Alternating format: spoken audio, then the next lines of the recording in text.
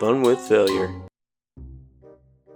Welcome to the Neckbeard Experience Episode 1. I'm sure some of you have come across neckbeards in your time and all the interesting things that go along with it. I found 2 such stories that fit people of that classification, both male and female. So sit back and enjoy, and here we go. So I met this guy. God, I don't even know how long ago. I was probably 14 or 15, and he was either 18 or 19.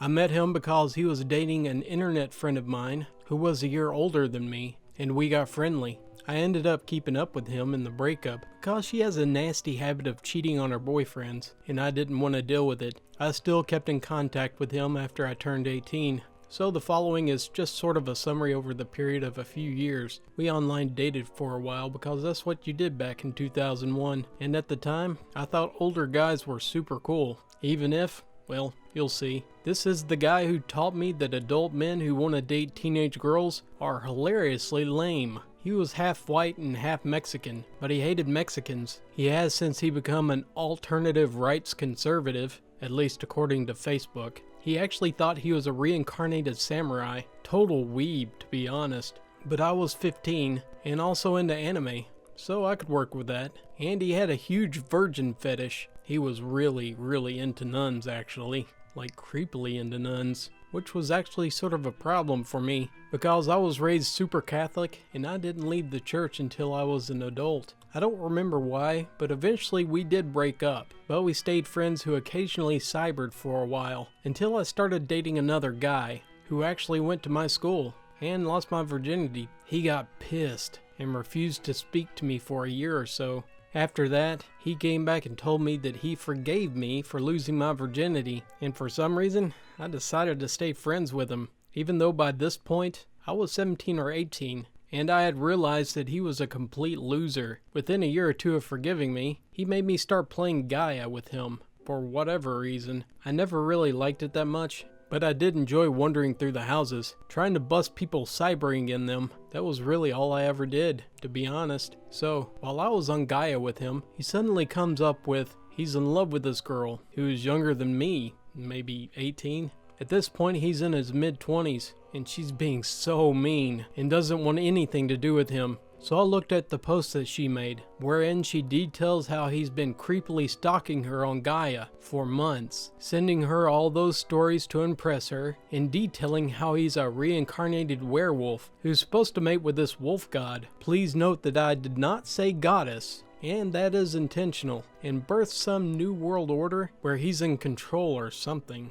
I don't remember all of the details. I just remembered that I'd been friends with this guy for long enough, and I recognized that every single bit of this was something he would say. The only thing I have any doubts about is the part about him being a gay impregnated werewolf sex because, you know, alternative rights. So, I suspect he misused a word, or she misunderstood that part, and that there's supposed to be a wolf goddess. The rest of it, all him. Trying to force his attention on younger women? I had witnessed that with my own eyes. Planning to take over the world like a goddamn supervillain? One of our regular RPs. Reincarnated?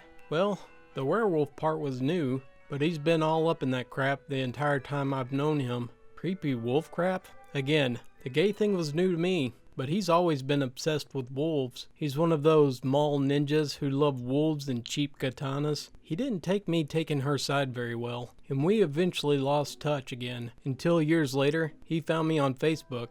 By then, I was either married or engaged, and extremely aware of how weird he is, so I think I accepted long enough to look at his page. His interests are basically anime, metal, video games, Milo Yama Slamma whatever, and Donald Trump. His user pics are exclusively characters from anime and fancy fantasy style art of wolves. He sent me a message and I screamed and blocked him.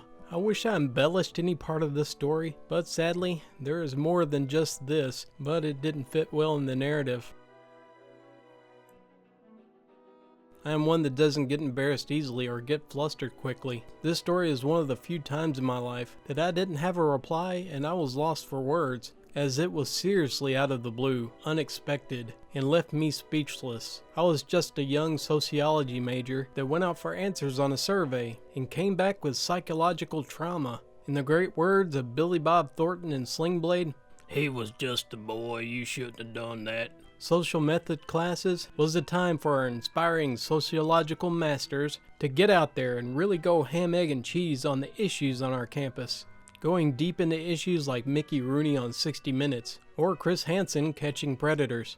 I'm just trying to make it sound important in all honesty. The assignment called for all 10 of us to have hypotheses and 5 questions to ask to try to prove our hypothesis. Pretty standard by any account. My hypothesis had to deal with stress levels and social interaction. Basically, the more social interaction, the less stress. The problem was that the 10 members of the class each had 5 questions, and all of them were to be put into the same survey, instead of each of us handling our own distribution. Once she said we needed 125 recipients, I changed my tune.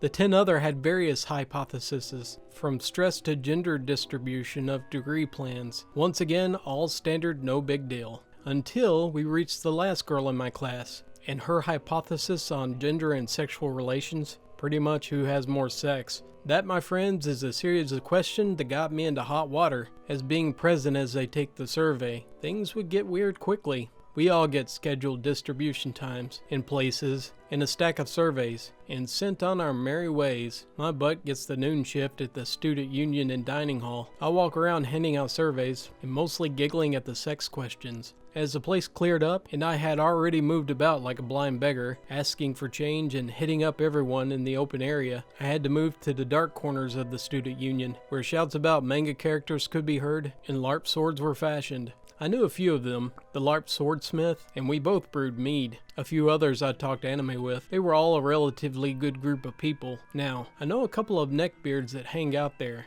I checked that they weren't in there. Whew.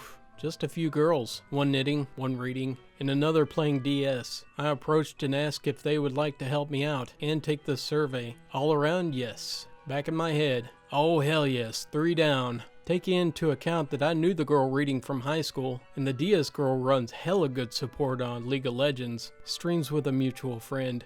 Knit girl, I had never talked to her before I had class with her, and she would never stop knitting, and claimed that it was for her to use the full capacity of her attention. She had to be distracted. It was more verbose than that, but that's what me and the professor got from it, usually unkempt, and wore the same clothes a lot of the days. Seriously, every time I saw her, it was the same Opeth sweatshirt and ripped jeans. All 3 take the survey, proceed to answer. I stand away and try to stare holes in the ceiling, my speciality in most situations, till the muttering begins, as if a ginger exposed to sunlight for an extended period of time, without SPF, and another child's soul. Knitting girl begins to change from polite and docile to becoming something different. I started to pay more close attention because this felt like a Jim Lay brand crap storm was brewing, and I was about to be the rookie. Is there something wrong? You can skip any questions you don't want to answer on these, I said, hoping that's all it would take to soothe the brewing storm. Knit girl looks up at me. Oh no, everything's fine. Just reflecting on how long it's been since a man satisfied my carnal needs or fulfilled my dark desires. She trails off. I feel her eyes on me, and then it happened. A real gentleman is what I'm looking for. Someone that'll hold the door, pay for dates, and provide me with all my heart's desires. At this point I'm panicking, as my oh crap meter was rising, and Admiral Akbar was yelling, "It's a trap!" I played it off, or rather attempted to, and said, "Oh well, it's like my girlfriend always says, you just gotta keep looking for the right one." Glaring is what I got for this comment. Sauron's eye was upon me, and the burning sensation went to my spine. I bet she's pretty, right? I could treat you better than she ever could. They are all the same, girls like her. You need a woman. I stood there speechless, not sure what to do. Are you almost finished with your surveys? DS girl hands me back her survey with "Run" at the bottom, and the reader hands me hers with "I'm sorry" at the bottom. Both sat there as the next thing came out of her mouth. I find this survey to not explore the nature of sexual encounters. I have kinks, and sex is just an act, but bondage is true passion. What do you think? Kill me, is what I'm thinking. End it 20 years. It was a nice run. Normally, I'm not the one that isn't allowed to speak. I could be a great sub for you, a little plaything. With that, the reader throws her book down, and she goes ballistic. Thank the Lord. Knitter, you do not know him, and he has a girlfriend, and he isn't interested. He's a nice guy, and you're being a biatch to him. DS chimes in, you say guys are only interested in other girls, and this is why they don't spark conversations with bondage and weird crap. Knitter goes tantrum. All these other girls are sluts and hoes. I am a nice girl, and just wants a guy to treat her right, and I get nothing.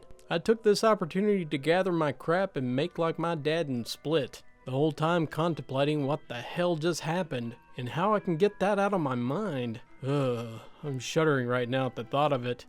Many tequila shots to you all, and to all a blackout.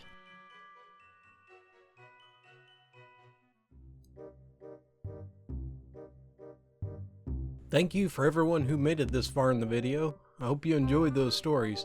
And also thank you to the wonderful authors of Reddit that allowed me to read their stories. And if you have any stories you'd like to share, please send it to me at funwithfailure@gmail.com, and I would love to put it in a video. Well, I hope to see you again next time. Have a great day.